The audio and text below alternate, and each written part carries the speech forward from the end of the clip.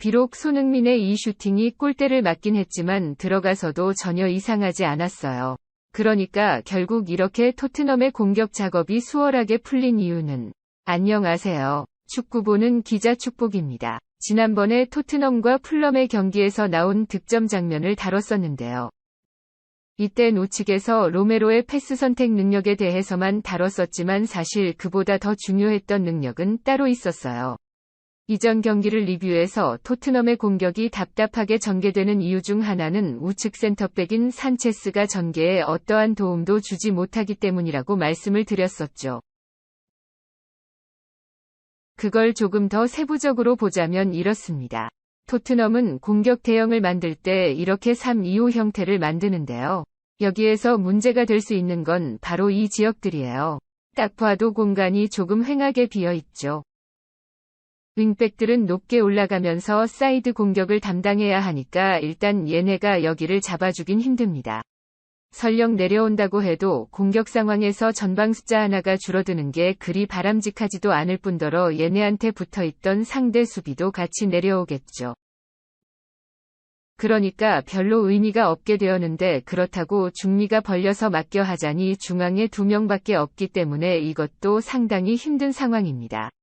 그래서 필요한 게 이 좌우측 센터백들의 전진이에요.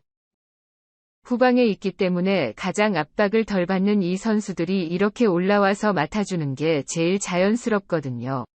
그리고 이 공간을 센터백이 전진해서 먹으면 상대가 이쪽에도 소비 자원들을 투입하지 않을 수가 없게 되고 그러면서 다른 전방 자원들이 나중에 이들에게 공간이 발생된다 그런 메커니즘인데요. 여기에서 산체스가 이런 모습을 거의 보여주지 못했던 점이 지금까지의 문제였습니다. 지난 웨스트햄전의 모습인데요. 토트넘의 센터백 라인에게 공간이 아주 넓게 있죠. 웨스트햄이 센터백들에게 별로 압박을 가할 생각이 없었기 때문이에요. 대신 그보다 앞에 있는 선수들에게 투입되는 건 막았는데. 그래서 지금 케인까지 내려왔는데도 여기에 공간이 나질 않고 있습니다. 그래서 결국 이거는 공간이 많은 선수들 즉 센터백 쪽에서 뭔가 추가적인 행동을 줘야 한다는 건데 아까 말씀드린 공간이 보이시죠? 산체스 앞쪽에 진짜 어마어마한 공간이 생겼어요. 따라서 산체스는 한 이 정도 위치까지는 올라갔어야 했습니다. 그랬다면 이런 식으로 패스가 이어지면서 측면으로 풀어갈 수가 있었겠죠. 만약에 안토니오가 벌려서 이걸 따라간다면 이제 다이어 쪽에서 쭉 앞으로 전진할 수 있었을 거예요. 하지만 산체스는 이 공간을 점유하러 올라가는 모습을 거의 보이지 않았습니다. 이 장면에서도 그래서 결국은 그냥 롱패스로 처리를 하게 됐죠. 하지만 풀럼전에서 로메로는 확실하게 달랐습니다. 지금은 다이어가 볼을 잡고 있는 중인데요. 보시면 얘도 지금 앞에는 줄 데가 없죠. 웨스트햄전이었다면 그냥 저기 바글바글 모여있는 것을 그냥 롱패스로 때리고 끝나는 그런 그림이 나왔을 텐데요. 로메로의 존재가 여기에서 차이점을 만들었습니다. 로메로가 진작부터 벌려서 앞으로 가기 시작했고 덕분에 다이어로부터 볼을 받은 다음에 이 넓게 형성된 공간을 빠르게 먹어줄 수가 있었는데요. 풀럼 입장에서 저렇게 대놓고 전진하는 선수를 마냥 냅둘 수가 없겠죠. 그래서 여기에 있는 팔리냐가 이걸 막으러 엄청나게 뛰어가게 됐어요. 즉 풀럼의 중앙 미드필더 하나를 로메로가 끌어당긴 셈인데요. 이러니까 연쇄적으로 휘샤를리 송에게 기회가 찾아오게 됐습니다. 팔리냐는 지금 좌측 중 미에 해당하는 위치에 있죠.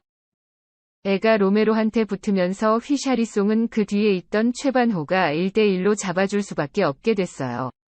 근데 보시면 침투하는 휘샤를리송을 저지하기 힘든 위치에 있습니다. 레이건이 샤를리송이 로메로한테 끌려나간 탈리냐의 뒤쪽 공간을 공략하려고 이렇게 슬쩍 들어와서 없기 때문에 이걸 잡아주기 위해서 얘도 잠깐 앞으로 튀어나올 수 없기 때문이에요. 하지만 마크맨이 테바노가 튀어나오는 걸 보고서는 다시 바로 침투에 들어갔고 그래서 이런 그림이 나오게 된 겁니다. 여기에 로메로가 적절한 침투 패스를 얻으면서 꽤 좋은 기회를 잡을 수가 있었어요. 결국 이 전개의 원동력은 뭐냐? 로메로가 적극적으로 전진하면서 이쪽 공간을 먹어준 것에 있습니다. 그래서 본래라면 휘샤리송을 하면 깨 잡아주고 있었을 팔리냐를 자기 쪽으로 유인했고 덕분에 생긴 공간을 휘샤를리송이 활용하면서 침투 기회를 만들었다. 그렇게 볼 수가 있겠죠. 이런 그림은 경기 내내 계속해서 나왔어요. 그리고 이건 꼭 우측에서만 좋은 영향을 주는 건 아니었는데요.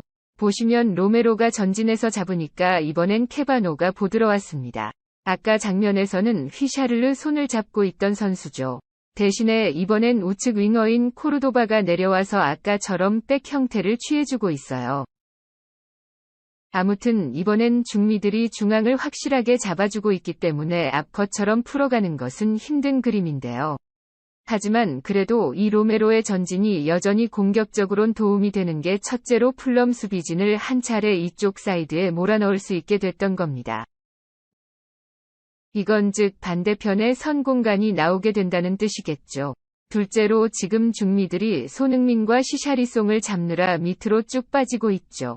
전진한 로메로로부터 이렇게 패스가 들어오는 것을 차단하고 또 앞뒤로 같이 막아주기 위함이에요.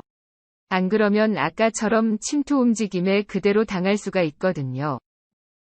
다만 그러면서 자연스럽게 토트넘의 중미들로부터는 거리가 점점 멀어지고 있는 중이죠. 그래서 희비가 입볼을 받는 것이 아주 쉬웠습니다. 그리고 이 두 가지 효과가 합쳐지면서 반대편에서 뛰고 있는 난클레에게 쉽게 볼을 넘길 수가 있었어요. 풀럼이 재빠르게 여기에 대응을 해보려곤 하지만 선수 움직임보단 볼이 더 빠를 수밖에 없겠죠.